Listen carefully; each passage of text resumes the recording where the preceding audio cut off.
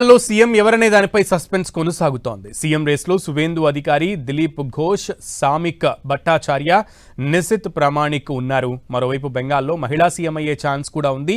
మహిళా సీఎం రేస్లో అగ్నిమిత్రా పాల్, రూపా గంగూలీ ఉన్నారు. సీఎం పదవికి ఎంతమంది పోటీ ఉండగా హైకమాండ్ ఎవరిని ముఖ్యమంత్రిని చేస్తారనే దానిపై సస్పెన్స్ కంటిన్యూ అవుతోంది. పశ్చిమ బెంగాల్లో ప్రభుత్వ ఏర్పాటుకు సంబంధించి అబ్జర్వర్గా హోంమంత్రి అమిత్ షాను నియమించింది బీజేపీ అధిష్టానం. ఇవాళ ఆయన బెంగాల్కు వెళ్లనున్నారు. బెంగాల్లో బీజేపీ ఎమ్మెల్యేలు అగ్రనేతలతో సమావేశమవుతారు.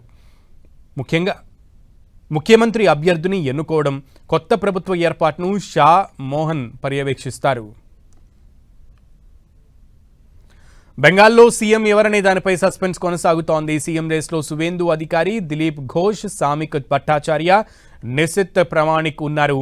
మరోవైపు బెంగాల్లో మహిళా సీఎం అయ్యే ఛాన్స్ కూడా ఉంది. మహిళా సీఎం రేస్లో అగ్నిమిత్రా పాల్, రూపా గంగూలీ ఉన్నారు.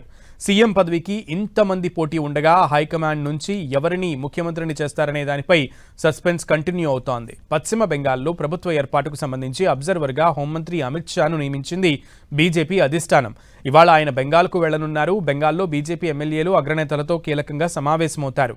ముఖ్యమంత్రి అభ్యర్థిని ఎన్నుకోవడం, కొత్త ప్రభుత్వ ఏర్పాటును షా మోహన్ పర్యవేక్షిస్తారు.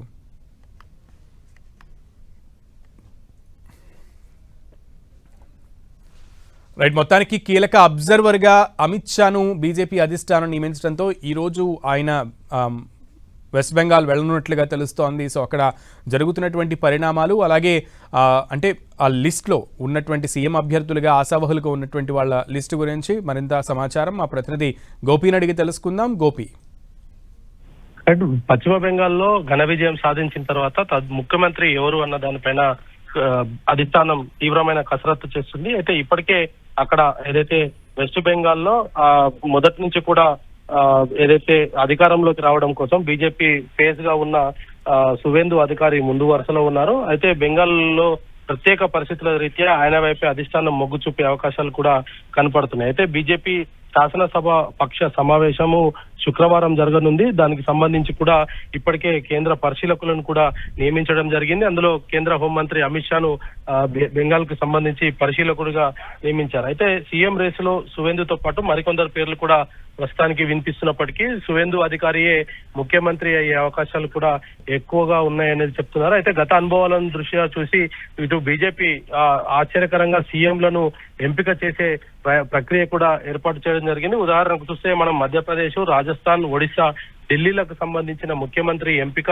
ఎవరు ఊహించని అభ్యర్థిని ముఖ్యమంత్రిగా చేసిన ఘనత కూడా ఉంది. మరి అటువంటి నేపథ్యంలో ఎవరిని పశ్చిమ బెంగాల్లో ముఖ్యమంత్రిని చేస్తారన్న దానిపైన కూడా ఇంకా ఒక క్లారిటీ రావాల్సి ఉంది. అయితే శుక్రవారం జరిగే ఈ శాసనసభ పక్ష నేతను ఎన్నుకోవడము, దానికి సంబంధించి కూడా ఈ రోజు కేంద్ర హోంశాఖ మంత్రి అమిత్ షా ఇటీవల గెలుపొందిన బీజేపీ ఎమ్మెల్యేలతోటి ప్రత్యేకంగా సమావేశం అవడము, అక్కడ వాళ్ళ అభిప్రాయాలను కూడా సేకరిస్తారు. వీటన్నిటికి సంబంధించి ముఖ్యమంత్రి అభ్యర్థి పైన ఎవరు తదుపరి ముఖ్యమంత్రి అయ్యే పైన ఒక ప్రకటన వచ్చే అవకాశాలు అయితే కనపడుతున్నాయి.